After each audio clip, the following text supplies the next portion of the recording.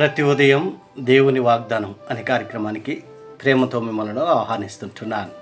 ఈ ఉదయకాల సమయంలో దేవుడు మన కొరకు ఏర్పాటు చేసినటువంటి వాక్యభాగము 20వ కీర్తన 7వ వచనం చివరి భాగాన్ని ధ్యానించుకుందాం.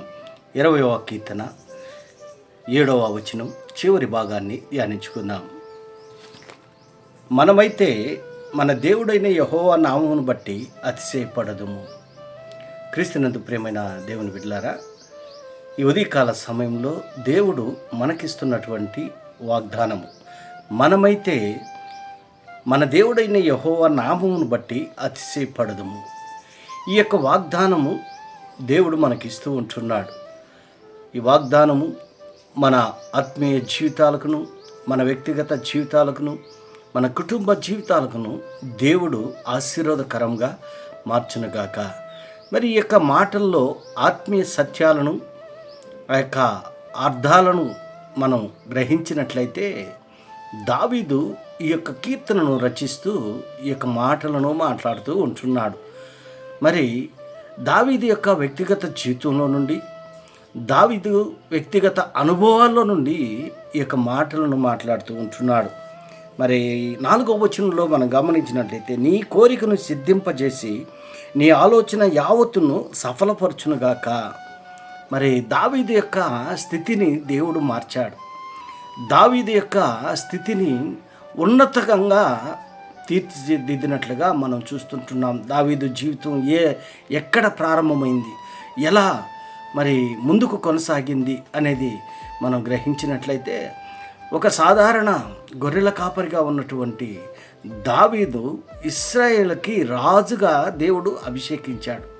క్రీస్తునందు ప్రియమైన దేవుని బిడ్డలారా, ఈ ఉదయకాల సమయంలో ఈ మాటలు వింటున్న నీవు నేను, మన స్థితి ఎలాంటిదైనా, మన పరిస్థితులు ఎలాంటివైనా, మరి దేవుడు మన పరిస్థితులను, మన స్థితిగతులను మార్చగలిగినటువంటి దేవుడు. ఎందుకనగా ఆయన సర్వశక్తి కలిగినటువంటి దేవుడు, సైన్యములకు అధిపతి అయినటువంటి దేవుడు మన దేవుడు.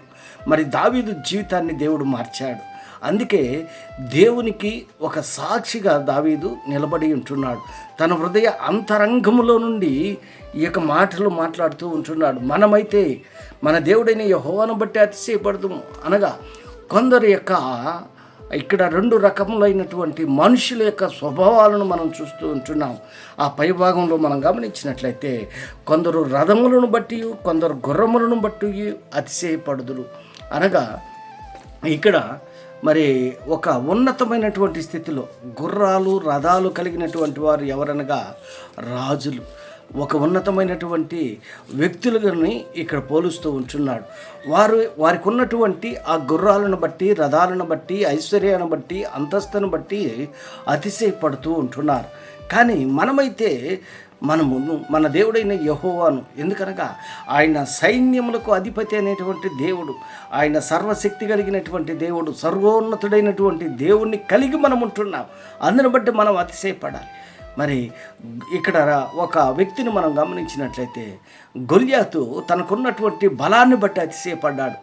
మరి ఇక్కడ ఒక పక్క ఇశ్రాయేలీలు, ఒక పక్క ఫిలిస్తీన్లకి తరపున యుద్ధం చేసేదానికి గొల్యాతు వచ్చాడు. గొల్యాతు బహు యుద్ధ నైపుణ్యం కలిగినటువంటి వాడు, బలము కలిగినటువంటి వాడు, యుద్ధ శౌర్యము కలిగినటువంటి వాడుగా ఉంటున్నాడు. మరి దావీదు ఒక చిన్న బాలుడుగా ఉంటున్నాడు. మరి ఇశ్రాయేలుని ఛాలెంజ్ చేస్తూ ఉంటున్నాడు. మీలో నన్ను ఎదుర్కొన్నట్టుకు శక్తి కలిగినటువంటి వారు ఎవరు లేరా అని అవహేళన చేస్తూ ఉంటున్నాడు, హేళన చేస్తూ ఉంటున్నాడు. మరి అతిశయపడ్డాడు. తన బలాన్ని బట్టి, తనకున్నటువంటి ఆ విలువిద్యలను బట్టి అతిశయపడ్డాడు.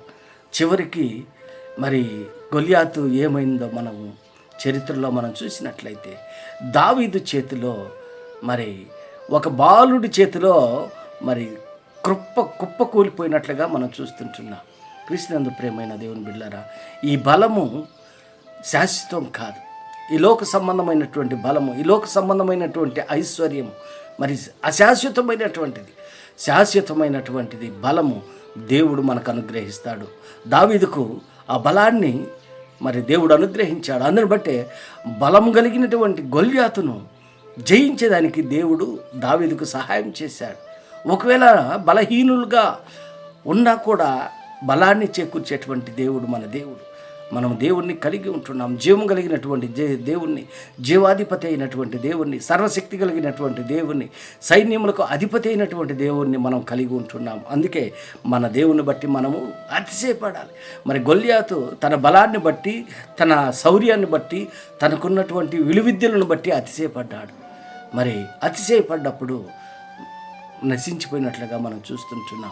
మనము మన దేవుని బట్టి అతిశయించేటువంటి వారిగా మనం ఉండాలని ఈ కొద్ది మాటల ద్వారా నేను హెచ్చరిక చేస్తుంటాను. దేవుడి యొక్క మాటలను మనకును, మన కుటుంబాలకును ఆశీర్వాదకరంగా దేవుడు మార్చును గాక. ఆమేన్.